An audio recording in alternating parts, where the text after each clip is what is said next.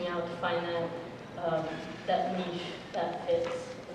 So we did the same thing with Kevin Keller, and we knew that it was going to be a huge change for Riverdale, because the assumption, even though our actual readership didn't necessarily fit the middle America that everybody thought it only was, so it changed everybody's view, not just about Riverdale and taking a stand about gay characters being in kids' comics, but also that our readership was a much more varied audience than most people assumed. And I think that opened it up for, I know beforehand, I had an older brother, and so occasionally I'd read Archie, but it was I want to impress my older brother, I can't read Archie because that's really girly.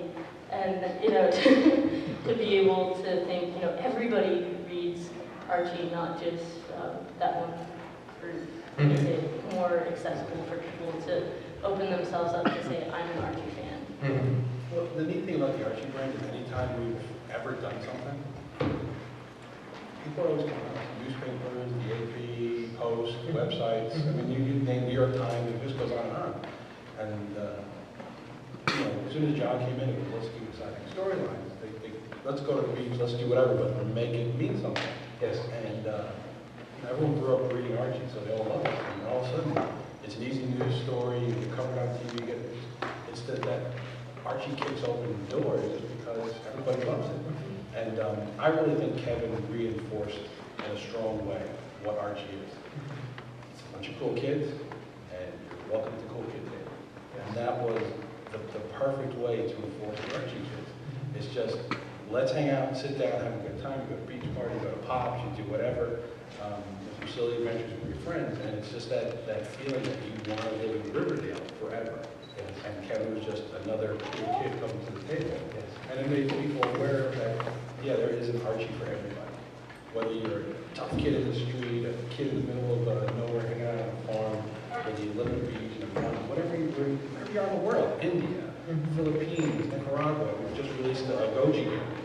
And I walk up, and the Goji game is like a Sims game.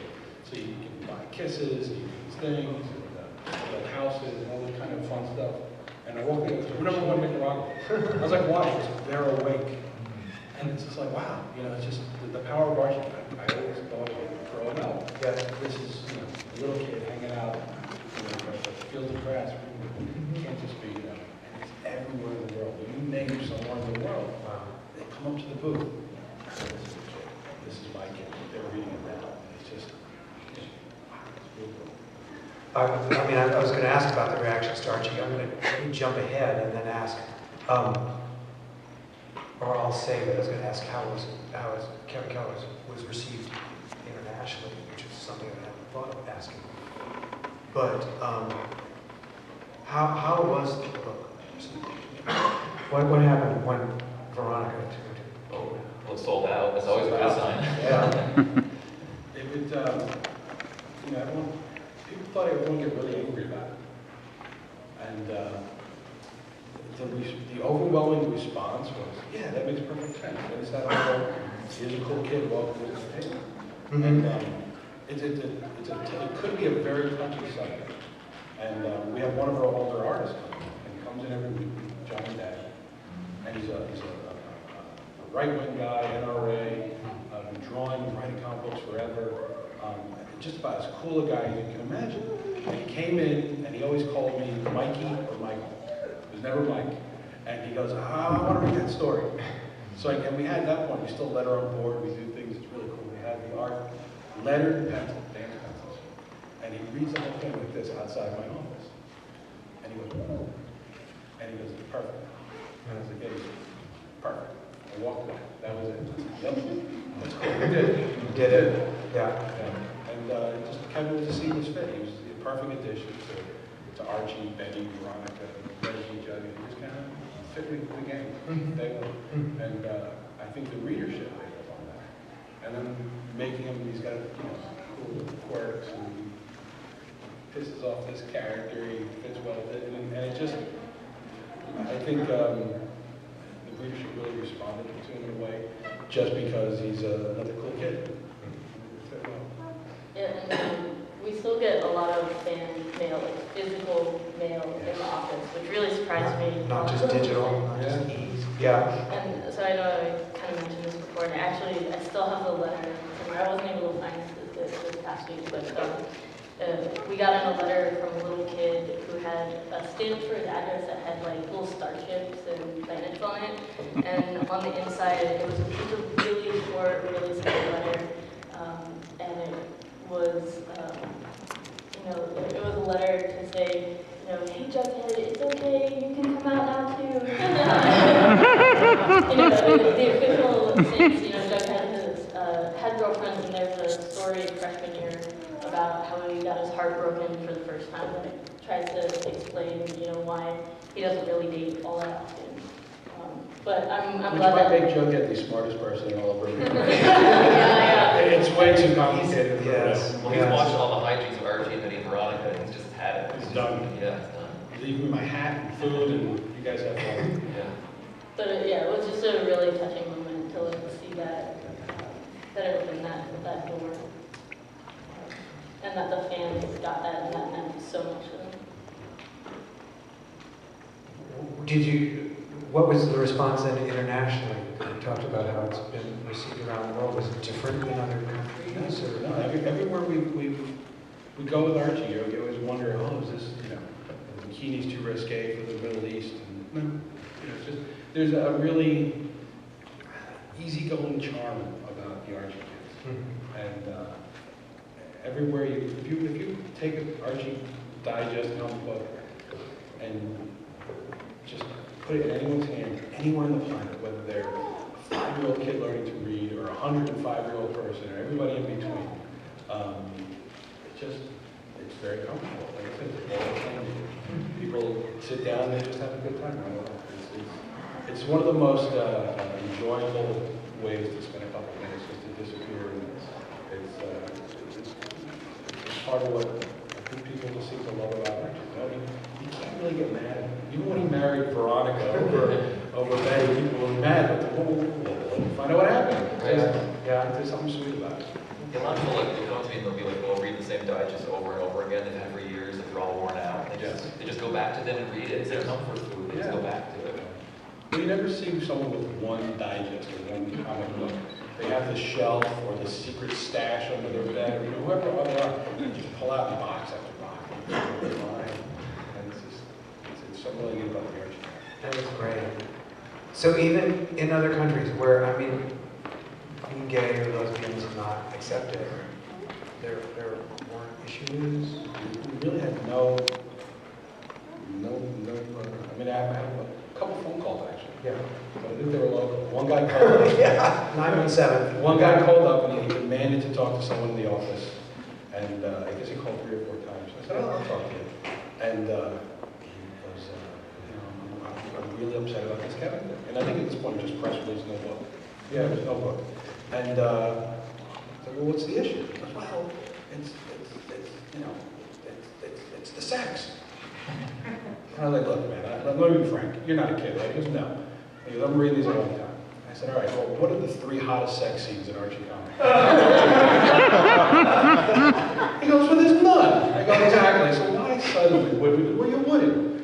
I said, and I gave him the line. I really believe it. I said, Archie and the gang, cool kids? He goes, yeah. Kevin's a cool kid. Yep. What table should we sit at? He goes, okay. I said, everyone's invited to the cool kid table at Archie. Kevin's another cool kid. When the book comes out, don't buy it. Just stand there and read it until that throws you out. And if you like it, buy it. And call me up when you like it. And he just seemed to go, okay, I get it.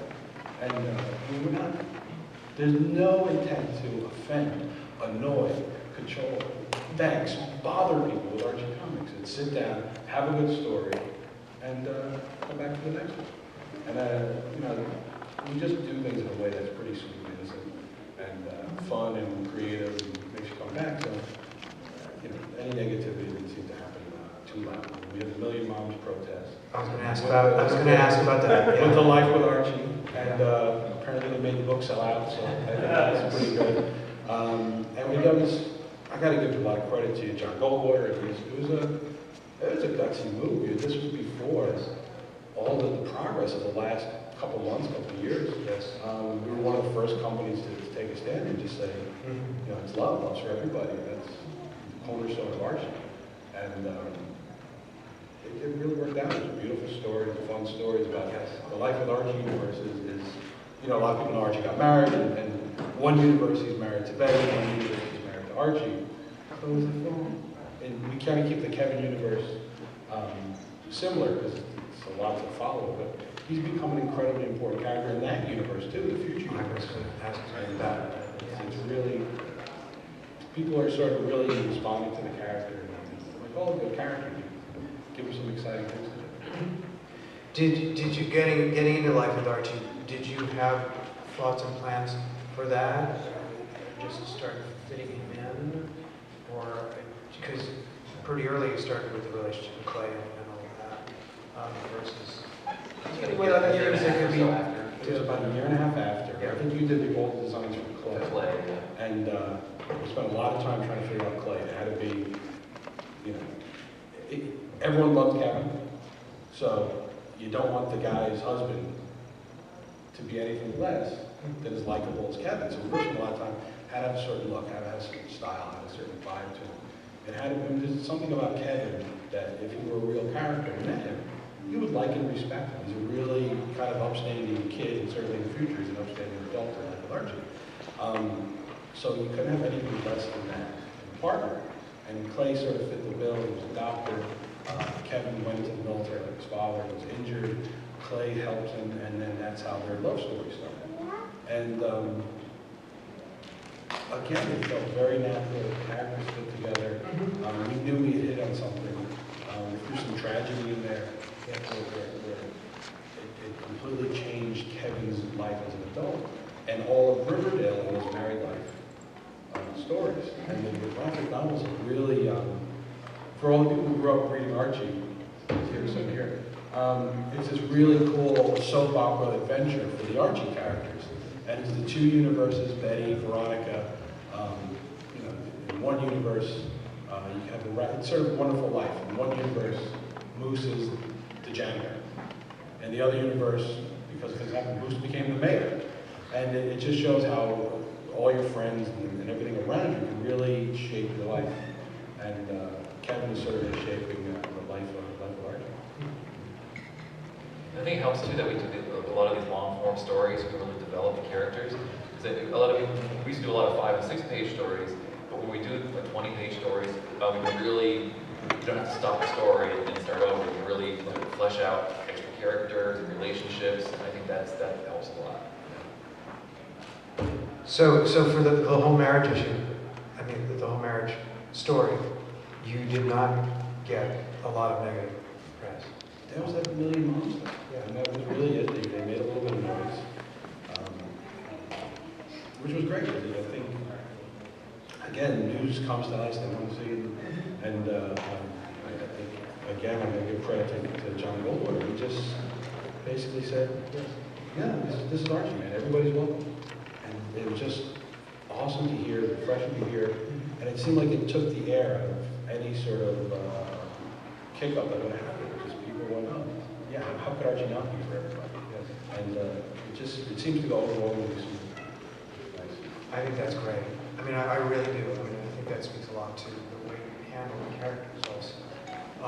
Because I just marvel with each book how you touch on so many important issues in a very, I mean, very story, you know, very natural. And I mean, had that growing up as a kid, it would have made a lot of difference. And I'm hoping that maybe you've had some experiences where if you get responses from kids today are unsure or questioning or whatever, this helps them. There's something, you know, a kid will walk up and they'll be very casual. Adults are the ones who go, this is, and then wow, it's really, a lot of different stories we've had. I mean, if someone comes up and hugs me, it was just a funny story, man. Yeah. We just were trying to tell a couple jokes. Yeah. And like, no, I have to hug you. That story was the world. Yes. And a lot of parents of gay kids too. Really? Yes. A lot of That's interesting. They come to me at the shows here and say, you know, my son say my daughter's gay, it's so meaningful. And didn't really think about that angle going into it, but it's Yes, yeah. It's I mean, it would be a great communications tool for parents of kids. Do you, like PFLAG and other organizations? well. One other thing too, somebody was saying that it was a good conversation point too. Is a lot of parents don't really know how to start bringing up issues, gay issues with their kids, but if it's in an Archie comic, it's a little easier talking about it. People come up and give their kids some Archie Comics and say, "Read this." Or Kevin Keller comics. I like what Mike said earlier, is it makes it a safer issue to discuss because it's saying it doesn't have to be about sexual activity. It's just about affection. Yes. Yeah, and identity. So it changes the discussion so that it's not like, oh, this is also incorporating something for the beanstalk, and you know, how do I? So you can address it like one level at a time. As the kids actually ready to talk about it. So. How do you, I mean, I was going to say, did you ask if you approached the dating and the relationships, and kids are kids, young kids are kids, and adults are adults too, but did you approach dating and relationships with Kevin any differently than you approached your other characters? Or did you have to watch for anything, or? No, but I mean, I feel like there's an intense pressure to get him to date right away. A lot of the convention panels, why is he dating? Why is he? Just showed up. Yeah. He's been here for 5 minutes. Give the kid a break. Yeah. You know, Kevin should be dating this guy. I don't think he can figure his way to his home yet. Never mind figure out how to go date. And we had again, it's important. Kevin became such a likable character, such a cool kid that you couldn't just date anyone. We had to wait till to come up. We had a couple of characters, and they floated, but I think now I think with Devin, there was a nice story put together. And Dan really kind of put it together in a way that made the issue an issue and a non-issue, and made it a comedy story, which I really thought was brilliant. Something that better than the kiss. Yeah, I mean, and ultimately, Rob Kevin. At first, we wanted to see Kevin's how we got along with the Archie characters. First, we wanted to see him forming friendships with Veronica and Jughead, and so we wanted to work on that first, and then do the backstory. Well, that was the biggest problem because he fit in so quick. You just figured, oh, they're friends forever. And I said, no, you know, he's got to figure out how to piss off Veronica and everything. That's a lot of work. We did a story where Betty was a little jealous of him at first because of Veronica, and Kevin became good friends. Yes. Veronica was a little jealous, Betty was a little jealous. Betty felt bad because Kevin's so nice, and she's here jealous of this nice guy, but you know, he's kind of stepping on her territory. But then once we started to introduce different characters, like a couple guy characters that had a crush on Kevin, that we went along with that, and then finally Kevin, you know, in those last years we dated Devin. So in an upcoming issue, you know, you've heard about there's a new kiss coming up. I was going to ask about that. Okay. Go ahead. Yeah. So in that sort of, you know, we have to sort of wait until it feels like the right time to do it. And they've been dating for a while now, and obviously that was another thing too. People were like, when are they going to kiss? When are they going to kiss? It's like, we'll get to it. And this was like a natural sort of story where Devin just happens to be going away. They're at pop dates. Devin's going away for some relatives at his father's house, and you know, you say goodbye to your boyfriend, kiss him goodbye. You know, pat him on the shoulder and wave goodbye. It's you know, like in a sitcom, you know, an old sitcom. And then the way the story comes out is this irate woman sees it, and it becomes sort of an issue about public affection. Like it's different for straight kids. Actually, I saw a situation like that in a Walmart about 6 months ago. I saw two guys giving each other a kiss goodbye, very harmless, and a woman in Walmart bitching about it. So that kind of stuck in my mind a little bit. And everything comes into my work. If I see it, it's all there. That's why it's so good. And so the story, we do a little play on the 1 million moms thing. The woman who was irate about the situation is sort of a 1 million moms esque.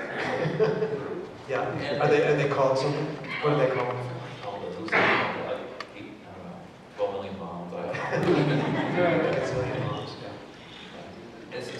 so we played it up for comedy, you know, that it's kind of a little bit of a parody on that. But we're touching on that issue about, you know, affection, what's acceptable, why is it different for gay kids, right? So we don't hit anybody over the head with an issue, but it's, you know, it's there to discuss. Yeah. And Devin is a neat character because he shows a little bit of the other side of the coin, where Kevin came out, his parents were like, yeah, cool, excellent, welcome, you know, nice, have a good time. The dad character, I think, is probably the strongest in the family. They're all good, and I really just, there's something about the dad where you just, yeah, you know, that's where the kid gets it from. Right. It's at the field. And Devin, I guess his family is not the polar opposite, but they're not as easy to accept, and they've been kind of hard on him. So Yes. Yeah, his father sort of like kind of wants him to ignore it, just kind of don't talk about it. And it shows how Kevin's family sort of brings him into the family, and they're supportive, and it just shows how a little bit of how things can go either way. But it's a good character, and he seems to fit with Kevin, and it hits some of the points, but in a way that Archie does it, where you know, it's a nice little understory with all the sort of Yes. Because Kevin is very lucky having the family that he has. Right. Not everybody. And that's the way it is. It's Riverdale. That's the way and we know that's the way it is naturally for everybody, but we said that's the way it should be.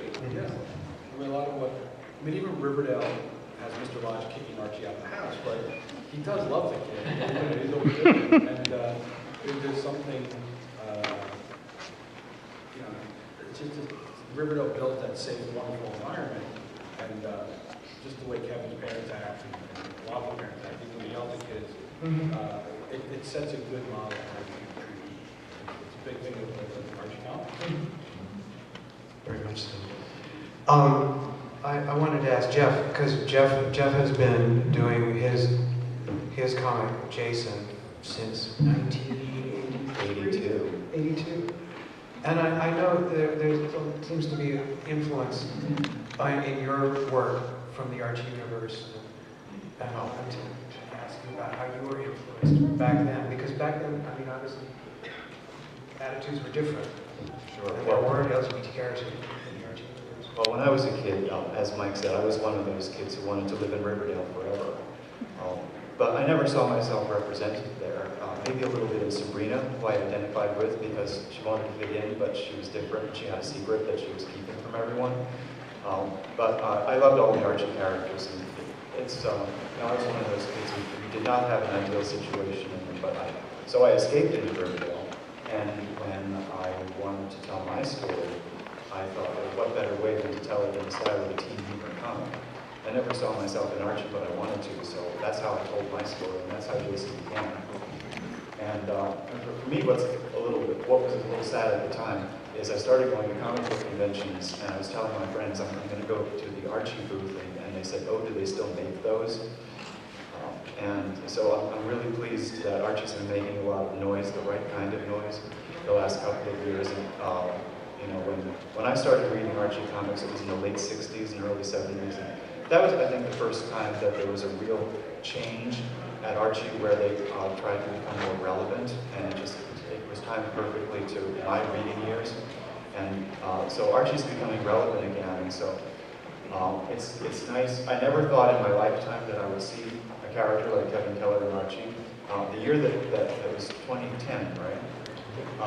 That Kevin was introduced just a few months earlier was, if anyone remembers, the interracial storyline between Archie and Valerie. Yes. And I thought that was groundbreaking because when I was a kid, they had just introduced Chuck Clayton, and there was no question that he was not ever going to date Betty or Veronica.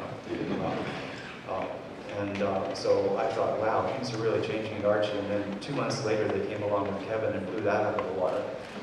Couldn't believe it, couldn't be happier. Now, I'm just hoping that someday, since I was a gay teenager, I'll get to help Archie write that character authentically.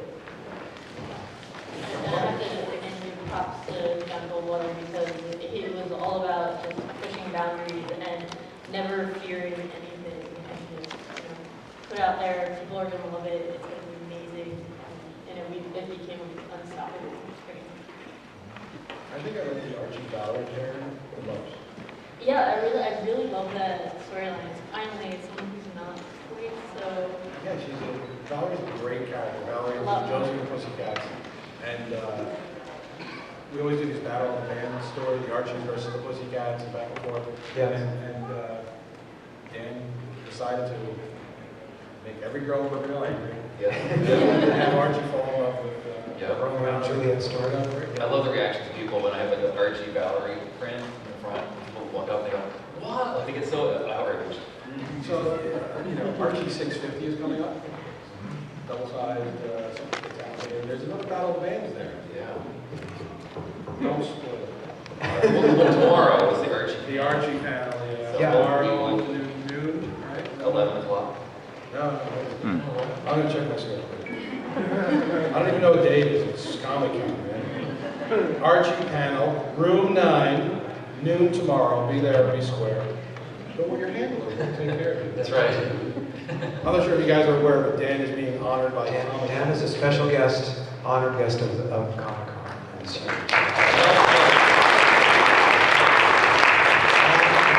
And also that Dan and Kevin Keller won the GLAAD Media Award this year, which is a very prestigious honor. the heaviest award ever. I've never seen it, yeah. It's beautiful. It's about this tall. It's got the big GLAAD Media, big arcing thing, and it's made of pure metal. And it's like 50 pounds. You can kill somebody with it. Yes. It's a lot of Just try exercises. flying back with that. Yeah. You can't carry it on. You have to put it. What did TSA, yeah. Dan was security 14 times. I almost was. Yeah, what did it look like when we went through the X-ray machine? Did they stop? Well, like I said, I had to put it in the not the carry-on. I had to like it. So I said, Oh, you did. You walked around with it like this. You're right. I walked around like this. But no, then I was like, this will be the one time I love it gets lost. And I always No, I'm sure they replace it. Great. Do you have any favorite stories, Kevin Keller stories? Is it too early to ask that question in the period, or do you not like naming I know my children? favorite. I know my favorite. Name your children. Well, I think the first one's always going to be like the special one. Yeah. But as far as the story that was most meaningful, I think, and it was so funny, it wasn't like too preachy, but it was the second issue of Kevin where Kevin has a secret admirer, and he leaves notes in Kevin's locker, but he is too scared to come out. So he's supposed to meet Kevin at a certain point, and then he doesn't show up. And Kevin realizes the kid just isn't ready. So, but we actually meet the kid later on. So. I think the covers too for Kevin are really good. Yes, they I think my favorite is the one where it's a beach cover for Kevin. He's got the two girls, they're all running. Laughing. And the covers are really. Well, it's the energy you want to show, just that they're still just a bunch of teenagers having fun. It's that simple. And George Takei showed up. Yes. Well, George that was a Takei, fun that's- issue. Yeah. Are we going to have other guest stars? We will. What did George walk up to you? I just met him at a Detroit Motor City Con, and told him about Kevin Keller. He couldn't believe it because he was an Archie fan growing up. And he a gay Archie character, so I did a drawing of Kevin for him. And he was like, oh my. He was very taken aback with him. So then we met up with him. We corresponded with him and said we wanted to have him in an issue. And he was very honored to be part of the whole thing. And that was fun. Then we had a big signing in New York with George. And people lined up at, I guess, 3 in the afternoon to do a signing. It was late. It was 9 o'clock at night, or it was pretty late. And George was doing the Stern show in the morning, so he has to be there, I'm sure, at 5 or 6 in the morning. So he stayed all night, and the line was freezing. And people stayed in that line for hours. And George was humble. He did not waver. He did not tire. He talked to every single person, kid, adult, 5 minutes, 10 minutes. And he speaks Japanese and Italian. People came up to him in different languages. And they would hang out and he would picture with you and Dan. It was such a really cool experience. well, he had been up since 4 o'clock that morning. And we were there at midnight till like 11. Yeah. And then he had to fly back to LA the next day or something. It was crazy. But he was just, he's as nice as he appears to be, if not nicer. Yeah. And was so concerned about people standing out in the cold, like getting everybody in here. He would not leave until everybody had, he was only supposed to be there for a certain amount of time, and he stayed till everybody had their book signed, and he's the real deal. He's a perfect fit in Riverdale. He's that ultimate nice guy that just, Yeah, yeah. really, really well. And